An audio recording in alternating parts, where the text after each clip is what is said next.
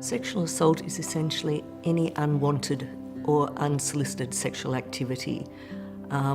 If somebody approaches you, touches you in a manner that you don't want to be touched, that could constitute indecent or sexual assault. Any, say, coercion towards sexual activity, whether that be physical, financial, emotional, again means you're not giving free consent or permission for the activity to occur, so that could also be sexual assault. When a sexual assault occurs, you have a number of options, which could be you choose to do nothing. It could be that you choose to go and see your usual healthcare provider and get support through them. You could choose to go to the police. If you chose to go down the path of having police involvement and forensic specimen collection, they could help facilitate that and possibly support you through that, but would always offer linkages and referrals to counselling and psychological support, which is crisis management, but also in an ongoing manner to help support you through whatever path you choose.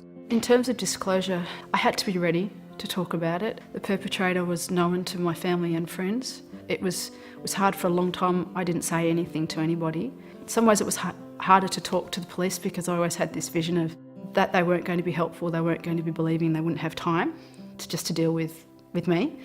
But they were really good. Initially, I went to the local police station. They were helpful. They gave me the number for the police soccer unit, and that is the police that deal with sexual assault. They had a lot of experience and understanding. I rang the soccer unit. I spoke to a lovely lady. I could make the statement and nothing could go further if that's what I wanted. They gave me ample opportunity to decide what I wanted to do with my statement. The process of reporting a sexual assault to police is that you would make contact with the police, whether that's by yourself turning up to a police station or through a phone call.